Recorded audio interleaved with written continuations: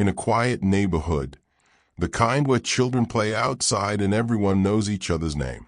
But inside one home, a tragedy so dark unfolded that it shocked even the most seasoned investigators. A 13-year-old boy, a sibling, thought he could hide a terrible secret. He believed no one would ever find out. But secrets, especially deadly ones, have a way of surfacing. This is the haunting case of Ella Bennett. Today, we're diving into a story that is both heartbreaking and disturbing, the murder of Ella Bennett. At the center of this case is not a stranger, not a neighbor, but someone shockingly close, her own younger brother. As we unravel this case, we'll explore what happened that night, how investigators pieced the truth together, and why justice in this story remains both complex and chilling. Who was Ella Bennett? Ella Bennett was just a young girl with her entire future ahead of her. Described by friends and family as bright, kind, and full of energy, she represented everything innocent about childhood. Her presence lit up the home she shared with her family. But beneath the surface of what seemed like an ordinary sibling relationship, something darker was brewing. Her 13-year-old brother, whose name we'll keep private because of his age at the time, harbored resentment and rage that no one fully understood.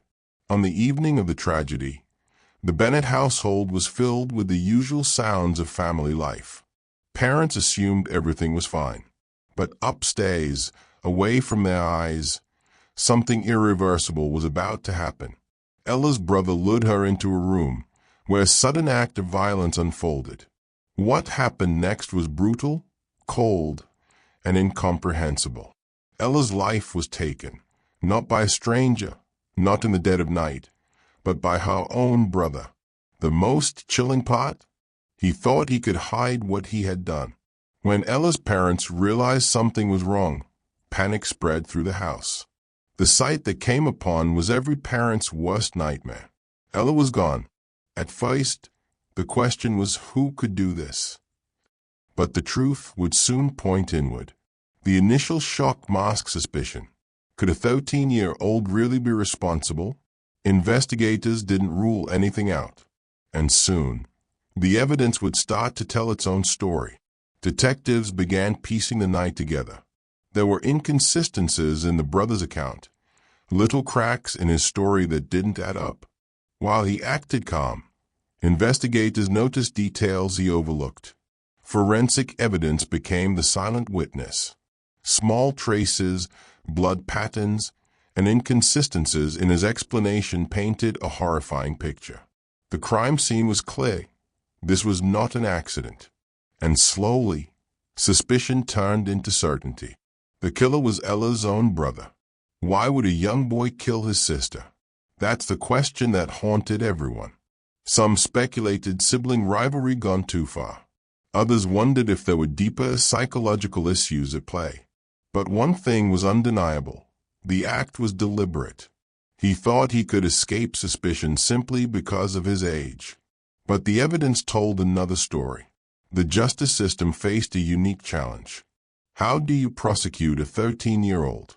While adults face the full weight of the law, cases involving minors often focus on rehabilitation over punishment. The court had to balance the unimaginable pain of Ella's family with the legal protections afforded to a child offender. The outcome was controversial. To many, it didn't feel like justice. To others, it highlighted the system's struggle with cases like these. For the Bennett family, life was shattered.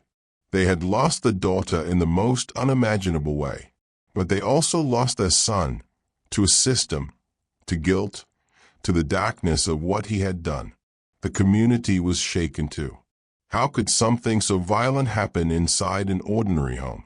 And how could a boy so young believe he could commit murder and simply walk away? The case of Ella Bennett remains one of the most disturbing reminders that evil doesn't always come from the outside. Sometimes, it hides within the very walls of home. This is not just a story about murder. It's about betrayal, innocence stolen, and a family forever changed. What do you think about this case?